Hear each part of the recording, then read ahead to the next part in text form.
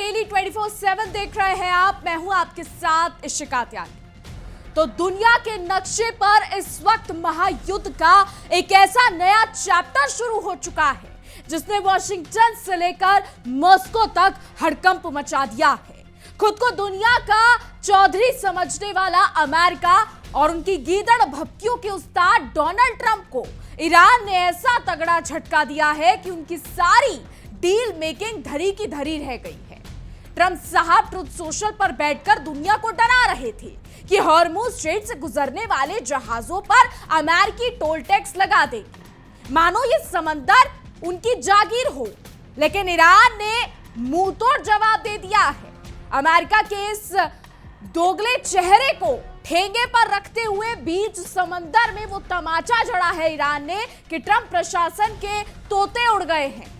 Lebanon में ceasefire का पाखंड रचने वाले अमेरिका की हर चाल को नाकाम करते हुए ईरान ने साफ कर दिया है कि गीदड़ की धमकियों से शेर डरा नहीं करते। और अब अमेरिका की ये दादागिरी पूरी दुनिया के सामने बेनकाब हो चुकी है। दुनिया के दो सबसे संवेदनशील कोनों से इस वक्त जो महायुद्ध की तस्वीरें और खबरें आ रही हैं, उसने पूरी दुनिया की सांसें अटका दी हैं। एक तरफ जहां यूक्रेन ने रूस की दुखती रग पर हाथ रख दिया है, वहीं दूसरी तरफ मिडिल ईस्ट में अमेरिका की दादागिरी और दोगलेपन को ईरान ने पूरी तरीके से बेनकाब कर दिया है। यूक्रेन अब सीधे रूसी सीमा के भीतर घुसकर उसके लॉजिस्टिक नेटवर्क को छिन्न भिन्न कर रहा है, तो दूसरी तरफ दुनिया की महाशक्ति होने का दम भरने वाले अमेरिका और डोनाल्ड ट्रंप को ईरान ने ऐसा करारा झटका दिया है कि वॉशिंगटन के होश उड़ गए। कल तक जो अमेरिका दुनिया का ठेकेदार बनकर घूमता था, आज उसकी नीतियां और खोखले वादे खुद उसी के गले की फांस बन चुके हैं। कहते हैं कि जो दूसरों के लिए गड्ढा खोदता है वो खुद उसमें गिरता है, और आज अमेरिका की हालत बिल्कुल वैसी ही हो गई है।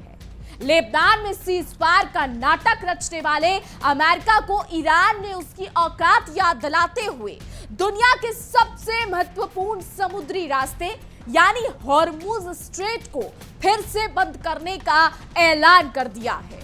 जी हां, अमेरिका की गार्जियन एंजल यानी रक्षक बनने की ढोंगबाजी और डोनाल्ड ट्रंप की गीदड़ भभकियों को ठेंगे पर रखते हुए ईरान ने साफ कर दिया है कि वो पश्चिमी ताकतों की उंगलियों पर नाचने वाला नहीं है। आज हम आपको बताएंगे कि कैसे एक तरफ यूक्रेन रूस को लॉजिस्टिकल लॉकडाउन में घेर रहा है और दूसरी तरफ ईरान ने अमेरिका के घमंड को बीच समंदर में चकनाचूर कर दिया है।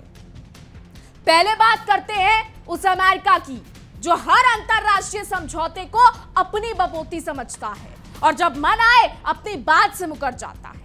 अभी इसी हफ्ते बुधवार को अमेरिका और ईरान के बीच एक समझौता हुआ था, आप लोगों को यह बात पता होगी, जिसमें लेबनान समेत सभी मोर्चों पर युद्ध रोकने की बात थी ताकि हॉर्मुज को खोला जा सके। लेकिन अमेरिका की फितरत ही ऐसी है कि कहना कुछ और करना कुछ।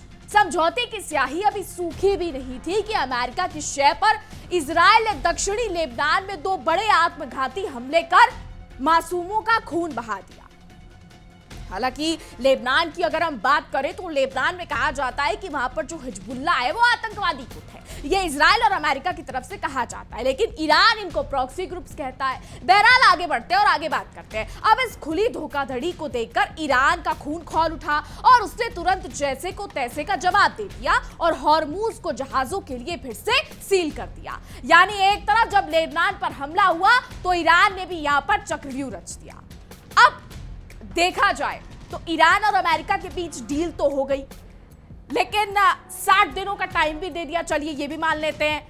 लेकिन क्या लगता है कि ये डील जो है ये लास्ट तक 60 दिनों तक चलेगी? क्योंकि जिस हिसाब के हालात बन रहे हैं, विशेषज्ञ तो ये मान रहे हैं कि ज्यादा देर तक टिकने वाली नहीं है। अब आगे बढ़ते हैं और ईरान की बात कर लेते हैं, क्योंकि ईरान जो है, ईरान की तरफ से मीडिया रिपोर्ट्स जो है वो दावे कर रही है कि उनके जो संयुक्त सैन्य कमान है, खत्म अल अंबिया मुख्यालय ने इस अहम जल मार्ग को बंद करने का अंतिम फैसला ले लिया है। ईरान का यह कदम सीधे तौर पर अमेरिका के विश्वासघात और इजरायल की गुंडागर्दी का करारा जवाब है। अमेरिकी राष्ट्रपति डोनाल्ड ट्रंप जो ट्रुथ सोशल पर बैठकर बड़ी बड़ी ढींगे हाँक रहे थे और हॉर्मुज पर अमेरिकी टोल लगाने की धमकियां दे रहे थे, उन्हें ईरान ने आईना तो दिखा दिया है। ट्रंप का यह दावा कि अमेरिका जल मार्ग की रक्षा के बदले मध्य पूर्व के देशों से टैक्स वसूलेगा, उनकी उपनिवेशक मानसिकता को बखूबी दर्शाता है। लेकिन ईरान ने साफ कर दिया है कि वो ट्रंप की इस गीदड़ भभकी के आगे घुटने नहीं टेकने वाला। ईरान की सेना ने तो अब सीधे शब्दों में चेतावनी दे डाली है कि हॉर्मुज को बंद करना तो सिर्फ उनकी प्रतिक्रिया का पहला चरण है। अगर इजराइल और अमेरिका ने अपनी हरकत से वो बाज नहीं आते हैं, नहीं बाज आएंगे, अपनी आक्रामकता जारी रखेंगे, तो वो इससे भी बड़ा कदम उठाने से पीछे नहीं हटेगा।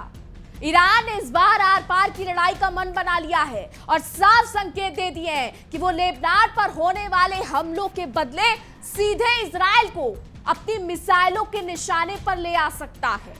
इधर अमेरिका की सेंट्रल कमांड सेंटकॉम इस कड़वे सच को पचा नहीं पा रही है और इस रिपोर्ट को नकारते हुए दावा कर रही है कि ट्रैफिक जारी है, लेकिन दुनिया जानती है कि खिसियानी बिल्ली खंबा नोचे।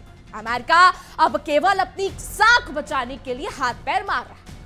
तो हॉर्मुज का बंद होना केवल अमेरिका के मुंह पर तमाचा नहीं है, बल्कि इससे पूरी दुनिया की अर्थव्यवस्था के पैर उखड़ सकते हैं। दुनिया का लगभग 20% तेल और प्राकृतिक गैस इसी रास्ते से होकर गुजरता है और वैश्विक व्यापार का 30% हिस्सा भी यहीं से आता जाता है। भारत समेत दुनिया के तमाम बड़े देशों की ऊर्जा सुरक्षा इस मार्ग से जुड़ी हुई है। ऐसे में अमेरिका के दोहरे चरित्र के कारण पूरी दुनिया पर एक बार फिर गंभीर तेल संकट का काला साया मंडराने लगा है। महज 3 दिन पहले खुले इस रास्ते को दोबारा बंद करके ईरान ने वॉशिंगटन के उस घमंड को तो तोड़ दिया है जिसने ट्रंप खुद को दुनिया का भाग्य विधाता समझ रहे थे। लेकिन बाकी देशों के लिए यहां पर बहुत बड़ी दिक्कत खड़ी हो सकती है। ईरान की बात कर ली, अब जरा रुख करते हैं उस दूसरे मोर्चे का, जहां यूक्रेन की सेना ने रूस के खिलाफ एक ऐसा चक्रव्यूह रच दिया है जिसने रूसी जनरलों के पसीने छुड़वा दिए हैं। यूक्रेन ने मोर्चे पर आमने सामने की जंग लड़ने के बजाय अब रूस की रीढ़ की हड्डी पर वार करना शुरू कर दिया है। जी हां, मीडिया रिपोर्ट्स के मुताबिक यूक्रेन ने अपने खुद के बने मध्यम दूरी के ड्रोनों का एक ऐसा घातक बेड़ा तैयार किया है जो रूसी सैनिकों तक रसद और हथियार पहुंचाने वाले पूरे लॉजिस्टिक नेटवर्क को तहस नहस कर रहा है। यूक्रेनी सेना रूस फ्रंट लाइन के काफी पीछे घुसकर उनके ईंधन के काफिलों, सैन्य टैंकरों और ट्रेनों, पुल और सप्लाई डिपो पर बारूद बरसा रही है। अब इस नई रणनीति को यूक्रेनी सेना अधिकारी लॉजिस्टिकल लॉकडाउन का नाम दे रहे हैं, जिसका एकमात्र मकसद रूस की हमला करने की क्षमता को जड़ से काटना है। बता दें, मई महीने से यूक्रेन ने अपनी इस रणनीति में इतनी तेजी ला दी है कि रूस को संभालने का मौका तक नहीं दे रहा है वो। आंकड़ों की माने तो अब तक रूस के कई सौ से ज्यादा ईंधन टैंकर्स, सैन्य टैंक और दूसरे रसद ठिकानों को यूक्रेनी ड्रोन मलबे में तब्दील कर चुके हैं। बता दें कि कुछ विश्लेषकों का मानना है कि यूक्रेन के सबसे घातक हमले दक्षिणी यूक्रेन और रूस के अवैध कब्जे वाले क्रीमिया में हो रहे हैं। हालांकि कई ऐसे हमले भी हैं जिनका रिकॉर्ड रूस ने डर के मारे सामने नहीं आने दिया है। अब यह बदलाव कीव की एक बहुत बड़ी और सोची समझी सैन्य रणनीति का हिस्सा है। अब यूक्रेनी सेना मोर्चे पर तैनात रूसी सैनिकों से सीधे उलझकर अपने जवान गंवाने के बजाय सांप भी मर जाए और लाठी भी ना टूटे की तर्ज पर काम कर रही है। वो उन बुनियादी ढांचों और सप्लाई रूट्स को नेस्तनाबूद कर रहे हैं जिनके दम पर मॉस्को की युद्ध मशीनरी जिंदा है।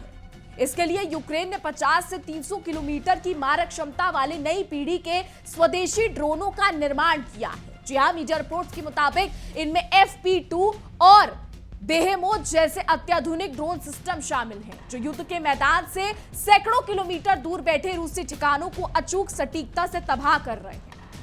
इतना ही नहीं, यूक्रेन का ये ड्रोन इस समय रूसी सेना के लिए काल बन चुका है। लगभग 180 किलोमीटर प्रति घंटे की रफ्तार से उड़ने वाला ये ड्रोन अपने साथ 70 किलोग्राम का भारी भरकम वॉरहेड ले जा सकता है, जो किसी भी बड़े सप्लाई डिपो को उड़ाने के लिए काफी है।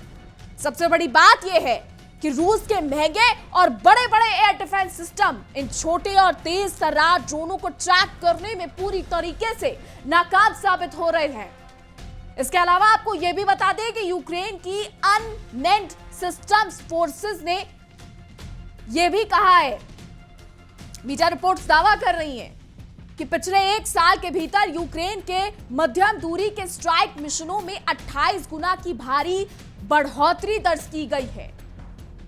आपको बता दें, यूक्रेन के राष्ट्रपति वोलोदिमीर ज़ेलेंस्की ने खुद इस बात की पुष्टि की है कि फरवरी के बाद से 20 किलोमीटर से ज्यादा दूरी पर किए जाने वाले हमलों में 4 गुना का इजाफा हुआ है।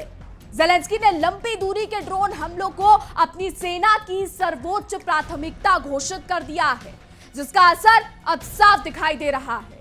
फ्रांस के सैन्य विश्लेषक ये भी कहते हैं कि यूक्रेन ने रूसी लाइनों के पीछे 300 किलोमीटर तक जंग का दायरा फैलाकर मॉस्को को बैकफुट पर ला दिया है। खबरों के अनुसार इस साल जनवरी से लेकर अब तक यूक्रेन ने रूस की कम से कम 20 मालगाड़ियों को निशाना बनाया है, जिनमें से ज्यादातर ट्रेनें रूसी टैंकों के लिए फ्यूल ले जा रही थी।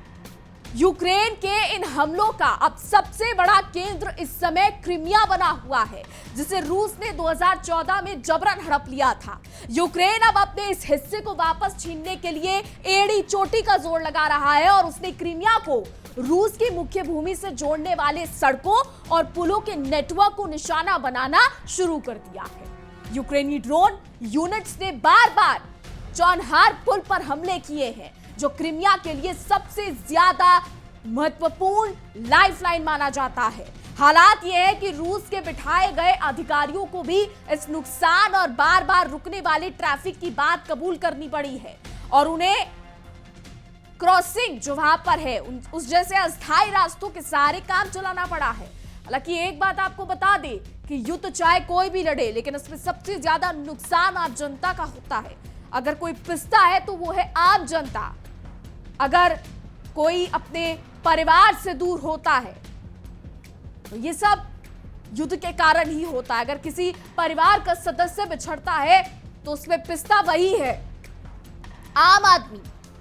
लेकिन रूस और यूक्रेन की ये जो जंग 4 साल से चल रही है, ये दिन प्रतिदिन और ज्यादा घातक होती जा रही है। बहरहाल आपको बता दें, यूक्रेनी ड्रोन कमांडर रोबोट ने दावा किया है कि लगातार हुए हवाई हमलों के चलते महज 2 हफ्तों के भीतर ही चौनहार रूट पर माल ढुलाई में 70% से ज्यादा की ऐतिहासिक गिरावट आई है। रूस ने जब चालाकी दिखाते हुए सैन्य रसद के लिए दूसरे रास्तों का इस्तेमाल करना चाहा, तो यूक्रेनी सेना ने एक तो चोरी, ऊपर से सीना जोरी करने वाले रूस के उन नए रास्तों पर भी बमबारी शुरू कर दी।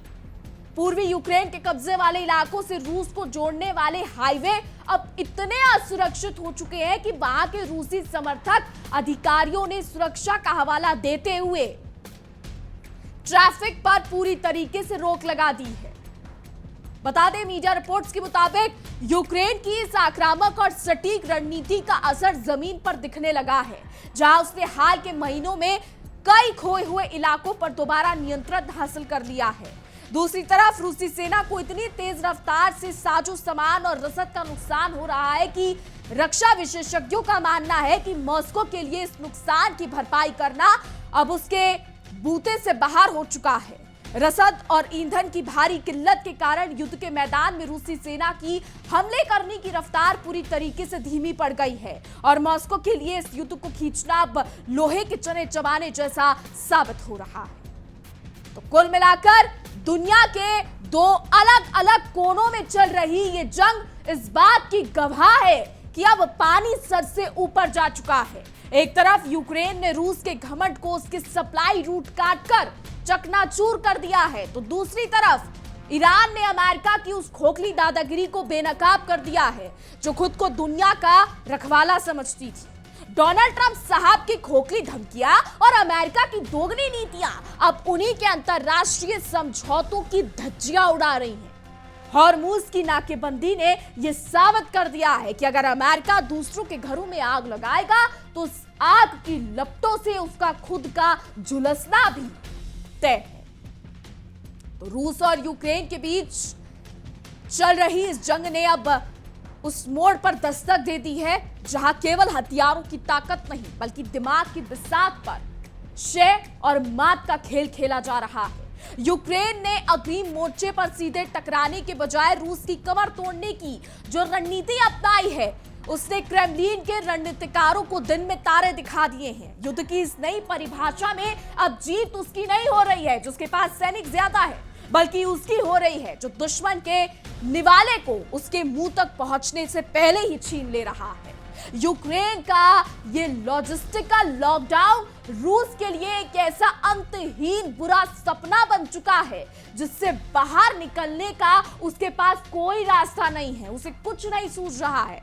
इधर वॉशिंगटन में बैठे मिस्टर डोनाल्ड ट्रंप और उनके सीपा सलाहकार इस मुगालते में हैं कि वो प्रतिबंधों और धमकियों के दम पर पूरी दुनिया को अपनी उंगलियों पर नचा लेंगे, लेकिन ईरान ने उनके इस भ्रम को हवा में उड़ा दिया है।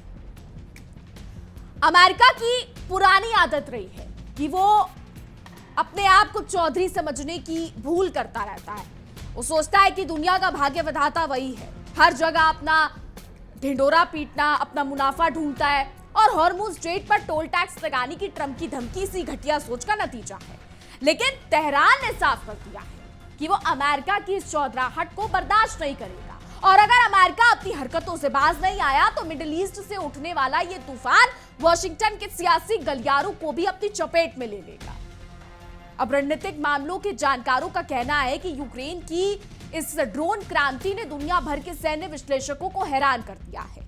जो यूक्रेन कभी पश्चिमी देशों से मिलने वाली सैन्य मदद और हथियारों के लिए उनका मुंह ताकता था, आज उसने अपने स्वदेशी और AFP-2 ड्रोन के दम पर रूस जैसे सैन्य महाशक्ति के पसीने छुड़वा दिए हैं। यूक्रेन के ये मध्यम दूरी के ड्रोन अब रूसी सेना के लिए आसमान से टपका खजूर में अटका जैसी मुसीबत बन चुके हैं, क्योंकि रूस अपने जिन एयर डिफेंस सिस्टमों पर नाज करता था वो इन छोटे और घातक ड्रोनों के सामने भीगी बिल्ली बन चुके हैं। इस पूरे घटनाक्रम में सबसे शर्मनाक स्थिति अमेरिका की हुई है। जी हां, जो खुद को लोकतंत्र और शांति का मसीहा घोषित करता है, लेकिन पर्दे के पीछे से युद्ध की आग को और भड़काता है। अमेरिका और इजराइल का ये गठबंधन हाथी के दांत खाने के और दिखाने के और वाली कहावत को सच साबित करता है, जहां एक तरफ वो दुनिया के सामने शांति का ढोंग रचते हुए MOU साइन करते हैं और दूसरी तरफ लेबनान के निर्दोष नागरिकों पर बमबारी करवाते हैं। ईरान ने इसी पाखंड पर सीधा प्रहार करते हुए साफ कह दिया है कि अब अमेरिका के किसी भी खोखले वादे पर भरोसा करना अपने पैरों पर कुल्हाड़ी मारने जैसा। तो यूक्रेन, ईरान, दो मोर्चे और बीच में फंसा हुआ है अमेरिका। यूक्रेन ने जिस तरीके से क्रीमिया और दक्षिणी यूक्रेन में रूसी सप्लाई चेन को छिन्न भिन्न किया है, उसने ये साफ कर दिया है कि आने वाले दिनों में रूस के लिए इन कब्जे वाले इलाकों को संभालना लोहे के चने चबाने जैसा होने वाला है। बता दें, चौनहार पुल पर हुए लगातार हमलों ने रूस के घमंड को पूरी तरीके से तोड़ दिया है और ये जो क्रॉसिंग है, इन क्रॉसिंग जैसे अस्थायी इंतजामों के सारे रूसी सेना का ज्यादा दिन टिक पाना नामुमकिन है। माल ढुलाई में आई 70% की भारी गिरावट ये चीख चीख कर कह रही है कि युद्ध के मैदान में रूस के दिन अब गिने चुने रह गए हैं और उसी सैन्य मशीनरी पूरी तरीके से हाफने लगी है। हालांकि आपको बता दें कि रूस एक बहुत बड़ा देश है, काफी बड़ी मिलिट्री पावर है उसकी। देखना यह भी है कि रूस क्या कदम उठाता है। लेकिन अगर बात करें मिडिल ईस्ट की, तो दूसरी तरफ हॉर्मुज में ईरान की नाकेबंदी ने अमेरिका के उस आर्थिक साम्राज्य पर चोट की है जिसके दम पर वो पूरी दुनिया पर दोष जमाता है। जब दुनिया का 20% तेल और 30% उर्वरक व्यापार एक ही झटके में रुक जाए, तो अमेरिका के साथ साथ उसके बेस्ट फ्रेंड्स देशों की अर्थव्यवस्थाएं भी ताश के पत्तों की तरह ढह जाएंगी। डोनाल्ड ट्रंप जो ट्रुथ सोशल पर बैठकर गार्जियन एंजल बनने का नाटक कर रहे थे, उन्हें अब समझ आ गया होगा कि ईरान की सेना को हल्के में लेना उनकी सबसे बड़ी रणनीतिक भूल थी और अब पानी उनके सिर से ऊपर जा चुका है। मीडिया रिपोर्ट्स की माने तो यूक्रेन के हौसले भी अब 7वें आसमान पर है और उसके स्ट्राइक मशीनों में 28 गुना का बढ़ोतरी जो हुई है, ये 28 गुना की बढ़ोतरी ने रूसी राष्ट्रपति पुतिन की रातों की नींद उड़ाकर रख दी है। यूक्रेन ने अब ये ठान लिया है कि वो केवल अपनी सीमाओं की रक्षा नहीं करेगा, बल्कि रूस के भीतर 300 किलोमीटर तक घुसकर उसके उन सभी ठिकानों को शमशान बना देगा जो यूक्रेनी नागरिकों पर हमले के लिए जिम्मेदार हैं। ईंधन की ट्रेनों और सैन्य टैंकों पर हो रहे ये लगातार धमाके इस बात का संकेत है कि रूस की विशाल सेना बिना ईंधन के एक बेजान लोहे के ढेर में तब्दील होने वाली है। तो ईरानी सैन्य कमान खत्म ने जो तेवर दिखाए हैं उससे ये साफ है कि अब वो किसी भी तरह के समझौते के मूड में नहीं है। अमेरिका की कहने और करने वाली जो ये नीति है कि कहते कुछ है करते कुछ है, उसका पर्दाफाश करते हुए ईरान ने साफ कर दिया है कि अगर इजराइल की आक्रामकता नहीं रुकी तो वो सीधे इजराइल पर हमला करने से भी गुरेज नहीं करेगा। ये चेतावनी अमेरिका के लिए एक बहुत बड़ा झटका है, क्योंकि वो कभी नहीं चाहता है कि मिडिल ईस्ट में उसकी पकड़ ढीली हो, लेकिन उसकी अपनी दोगली नीतियों ने आज उसे इस मुकाम पर लाकर खड़ा कर दिया है जहां वो पूरी दुनिया में अलग थलग पड़ता नजर आ रहा है। तो मीडिया रिपोर्ट्स के अनुसार युद्ध के इस नए चरण ने रूसी जनरलों के बीच भी हड़कंप मचा दिया है, क्योंकि वो समझ नहीं पा रहे हैं कि यूक्रेन के अनदृश्य और अचूक ड्रोनों का मुकाबला कैसे किया जाए। कुछ विशेषज्ञों का तो ये तक कहना है कि रूस को हो रहा नुकसान उसकी भरपाई करने की क्षमता से कई गुना ज्यादा है, जिसका सीधा मतलब है कि रूस अब इस युद्ध में धीरे धीरे अपनी हार की तरफ बढ़ रहा है। सप्लाई रूट्स का सुरक्षित होना और रूस समर्थित अधिकारियों द्वारा हाईवे पर ट्रैफिक रोकना इस बात का जीता जागता सबूत है कि रूस अब अपने ही नियंत्रण वाले इलाकों में लाचार हो चुका है। आखिर में दुनिया के दो महायुद्धों ने यह साबित कर दिया है कि अब वैश्विक राजनीति के समीकरण पूरी तरीके से बदल चुके हैं, चाहे वो यूक्रेन का रूस के खिलाफ लॉजिस्टिकल लॉकडाउन हो या ईरान का अमेरिका के खिलाफ हॉर्मुज को बंद करना। दोनों ही मोर्चों पर महाशक्तियों के घमंड को करारी शिकस्त मिली है। अमेरिका और ट्रंप की खोखली धमकियां अब इतिहास के पन्नों में दफन होने की कगार पर है, और दुनिया ने यह देख लिया है कि जब आत्मसम्मान और संप्रभुता की बात आती है तो कोई भी देश किसी महाशक्ति के आगे घुटने नहीं टेकता। तो अब इस महायुद्ध की तपिश वॉशिंगटन के उन बंद कमरों तक पहुंच चुकी है जहां बैठकर अमेरिकी नीति निर्माता दुनिया को बांटने का खेल खेलते थे। ईरान ने हॉर्मुज की नाकेबंदी करके अमेरिका की दुखती रग पर ऐसा पैर रखा है कि ट्रंप साहब के सारे दावे और वादे एक झटके में हवा हो गए। अमेरिका हमेशा से अपना काम बनता और भाड़ में जाए जनता की राह पर चला है, लेकिन इस बार उसका पाला एक ऐसे देश से पड़ा है जिसने उसकी आंख में आंख डालकर बात करना सीख लिया है। ट्रंप जो खुद को डील मेकर कहते फिरते थे, आज उनकी अपनी बनाई डील उनके गले का फंदा बन चुकी है, और अमेरिकी सेंट्रल कमांड के झूठे दावे इस कड़वी हकीकत को छुपा नहीं पा रहे। वहीं दूसरी तरफ यूक्रेन के मोर्चे पर भी कहानी कुछ ऐसी ही है, जहां रूस जैसी परमाणु शक्ति को अब एक एक बूंद फ्यूल और एक एक अदद सैन्य ट्रक के लिए तरसना पड़ रहा है। यूक्रेन की लॉजिस्टिकल लॉकडाउन की रणनीति ने क्रेमलिन की उस अकड़ को ढीला कर दिया है जिसके दम पर वो सोचता था कि वो ये जंग चंद दिनों में खत्म कर देगा। विश्लेषकों का मानना है कि यूक्रेन ने रूस के भीतर जो 300 किलोमीटर का नया युद्ध क्षेत्र तैयार किया है, उसने रूस की सुरक्षा चक्र के परखच्चे उड़ा दिए हैं। अब रूसी फौज के सामने आगे कुआं पीछे खाई जैसी स्थिति है, क्योंकि मोर्चे पर तैनात सैनिक बिना रसद और बैकअप के केवल यूक्रेन के ड्रोन का आसन शिकार बन रहे हैं। कहा जाता है कि काठ की हांडी बार बार नहीं चढ़ती, और अमेरिका की यही खोखली शांति वार्ताएं अब पूरी दुनिया के सामने बेनकाब हो चुकी हैं। लेबनान में सीजफायर कराने के नाम पर अमेरिका ने जो मध्यस्थता का ढोंग रचा, उसकी असलियत इजरायली बमों के धमाकों के साथ ही सामने आ गई। ईरान ने हॉर्मुज के रास्ते को दोबारा बंद करके पूरी दुनिया को यह संदेश दे दिया कि वो अमेरिका के इस दो मुहेपन को चुपचाप स्वीकार नहीं करेगा। ये नाकेबंदी केवल एक समुद्री रास्ते का बंद होना नहीं, बल्कि ये पश्चिमी देशों की उस आर्थिक चौधराहट पर एक ऐसा करारा प्रहार है जिसकी गूंज आने वाले लंबे समय तक सुनाई देने वाली है। क्योंकि अब जो हो रहा है और जो होता आया है उसको अब दुनिया सहना नहीं चाहती। तो दुनिया के इन दो अलग अलग कोनों से आ रही ये तस्वीरें ये साबित करती हैं कि अब महाशक्तियों का वो दौर खत्म हो चुका है जहां वो बंद कमरों में बैठकर दुनिया का नक्शा और देशों की किस्मत तय करते थे। आज यूक्रेन रूस के घर में घुसकर उसकी सप्लाई लाइन काट रहा है, तो वहीं ईरान अमेरिका की धमकियों और ट्रंप के टैक्स लगाने वाले बयानों को ठेंगे पर रखकर दुनिया की सबसे बड़ी लाइफलाइन को ब्लॉक कर रहा है। अमेरिका और उसके सहयोगियों ने जो आग दूसरों के आशियाने उजाड़ने के लिए लगाई थी, आज उसी आग की लपटें उनके अपने साम्राज्य को झुलसाने के लिए तेजी से आगे बढ़ रहे हैं। तो अब देखना ये होगा कि क्या होता है। फिलहाल हमारी आज की रिपोर्ट में बस इतना ही। तमाम खबरों के लिए देखते रहिए इंडिया डेली 24/7। देखिए इंडिया डेली 24/7 अब आपके स्मार्ट टीवी पर। इंडिया डेली मौजूद है सभी डिजिटल प्लेटफॉर्म पर लाइव और लगातार। इंडिया डेली 24/7 हर दिन राष्ट्र को समर्पित।